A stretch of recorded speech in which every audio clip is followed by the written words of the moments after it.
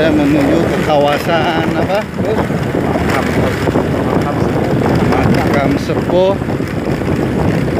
Ayo, nyalain lampu. Lampu nyalain, Mang. Taruh, stop. Taruh dulu. Taruh ya. Lampu nih, pegang. Ya, Pok, pelan-pelan. Sip. Ayo.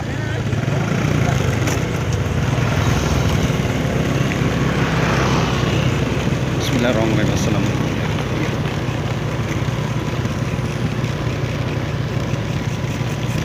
Masuk kawasan apa? Makam sepuh Raden Sasak Panjang. Oh, Raden Sasak Panjang, yang konon masyarakat apa? Ya, kepada beliau yang pernah mendirikan tempat ini menjadi salah satu sumber kejayaannya Islam di Sasak Panjang. Oh gitu. Kira-kira ada mitos-mitos yang beredar gak di masyarakat?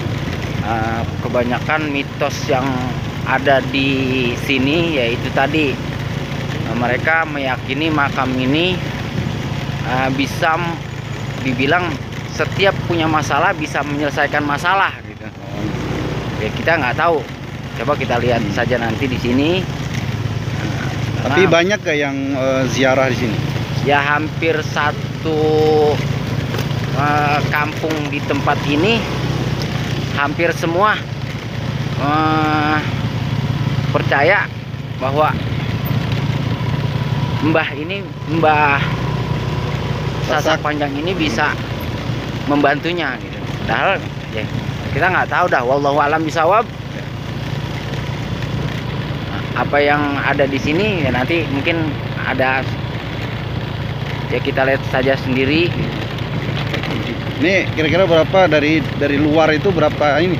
Kurang lebih jarak dari luar jalan raya itu kurang lebih ada 500 meter. 500 meter. Belok ke kiri, Mam.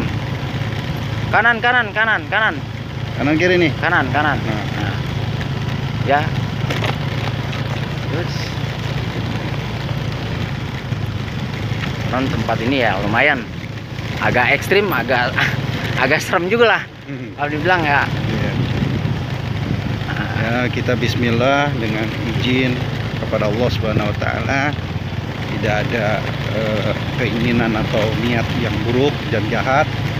Kita di sini hanya mencari sebuah mitos atau sejarah-sejarah yang mungkin beredar masyarakat ya, seperti ini. Kita hanya ingin publikasikan seperti itu agar mungkin menjadi sebuah cerita ataupun sejarah bagi masyarakat umumnya, khususnya daerah Sasak Panjang. Bismillahirrahmanirrahim. Si jauh. Oh, di dalam tuh ada lampu ya? Ada. Oh, Rumah. ada rumahnya juga. Ada rumah yang mungkin gini ya. Kuncen. Kuncen. Nah, kalau dibilang kuncen bukan kuncen ya, tapi oh, yang tinggal aja di situ ya. Tinggal aja di sini karena mungkin tempat ini kan ada. Wah, belok kiri. Ini, Mam. Kiri, Mam. Kiri. Oh, ini kita taruh. Ya, kiri. Ini jalanan bukan? Ya, jalan. Mana? No dia, no. Mana, Mam? Ya. Ya. Ya ini.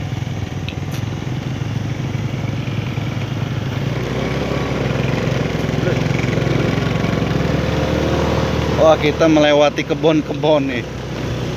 Kebun singkong. Oh, itu.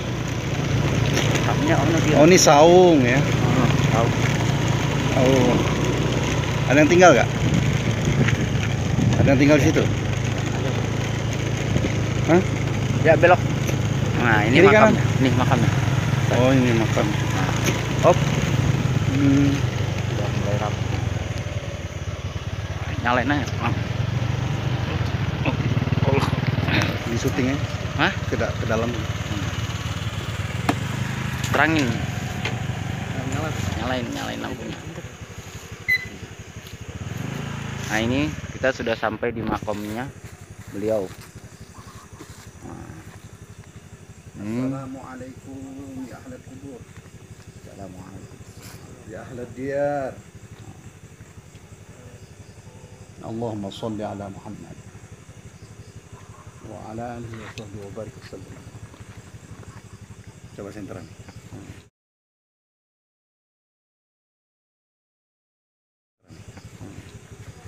Dari situ berdua nih. Satu, saya ada di Makam Sasak Panjang yang buyut Sasak Panjang. Ya, Bismillahirrahmanirrahim. Assalamualaikum warahmatullahi wabarakatuh. Kami di sini ingin mengambil gambar dan video mempublikasikan supaya ada orang-orang yang mengerti dan datang kemari untuk berziarah. Keyakinan kita kembalikan kepada Allah dan manusia itu sendiri. Ya, bagaimana mitos-mitos ada sejarah yang pernah beredar di masyarakat? Jadi kalau dibilang sejarah ini ya, kalau beliau bilang kenapa ada Tugu Macan? Tugu Macan. Nah, di depan sebelum kita masuk satu tempat itu ada yang namanya Tugu Macan. Nah, beliau yang kalau dibilang masih turunan Prabu Siliwangi. Dia pernah. Ya, saya di sini. Dan gitu-gitu li. Bari. Lihat kan di sana. Ini kan.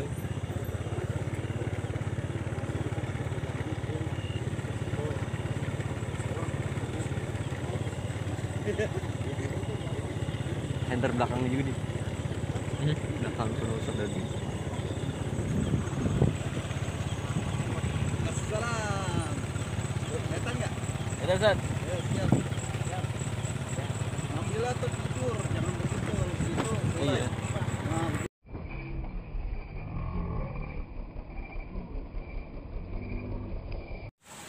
Assalamualaikum warahmatullahi wabarakatuh. Alhamdulillah tadi kita setelah menelusuri makam daripada Makam Mbah Sasak Panjang. makam Mbah Sasak Panjang yang kebetulan beliau tokoh masyarakat sekitar Pitara. Beliau terkenal oleh kita, teman-teman tuh biasa memanggilnya Sunan Kalilicin. Masya Allah, Sunan Kalilicin. Sehat, gimana kabar Sunan? Alhamdulillah. Ya. Tadi kayaknya berbeda ya, auranya yang di makam tadi cukup lumayan gitu. Satu cukup menegangkan memang. Kalau kita berada di daerah di lingkup tadi di tempat makam, ya contoh pada saat ini kita sudah duduk di tempat yang lebih nyaman dari aura yang tadi kita telusuri, beda. Itu pun agak tegang sedikit kan gitu, karena kita banyak negatif yang muncul pada saat pendatangan kita.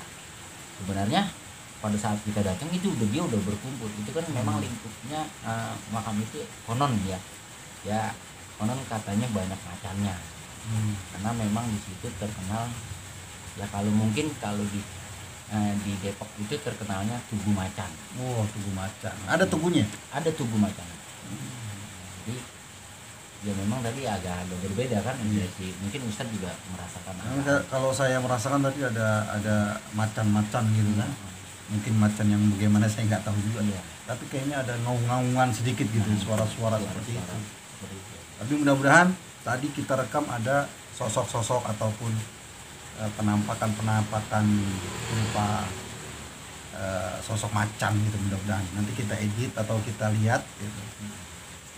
Nanti kita lihat hasil rekaman tadi ketika kita ada di makam tersebut. Itu memang ada makamnya bukan? Ada makam. Oh, ada makam. Jadi makam itu sebenarnya dua. Dia suami istri. Itu yang satu di Salamat, dan itu yang saya kenal itu suaminya itu Mbah Sasak Panjang. Mbah Sasak Panjang. Beliau itu ya konon ceritanya beliau itu adalah guru silat sebenarnya. Oh, guru silat. Guru silat, maka Jawara berarti ya. Jawara, para jawara Sasak Panjang, para jawara Depok sebenarnya untuk menyempurnakan misalnya dia punya mentilnya mentil 6, mentil 9. Nah, itu mentil. Itu untuk menyempurnakan pada datang ke makam beliau. Kira-kira sekitar tahun berapa itu? Itu kurang lebih sekitar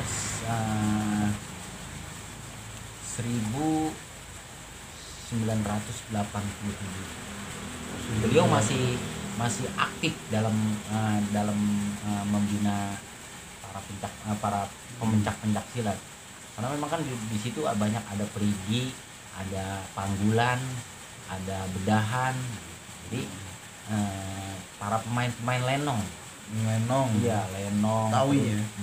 Para pemain lenong itu sering datang ke beliau tadinya. Beliau Ini mitos-mitos yang terjadi saat ini, mungkin kan ada yang ziarah gitu kan. Itu tiap malam kapan ramenya, atau pernah ada kehaulnya, atau ada pokoknya ada cerita-cerita tentang keberhasilan sesuatu yang ada di makam itu, kira-kira ada? Jadi kalau keberhasilan mungkin yang dirasakan para si penjara ya.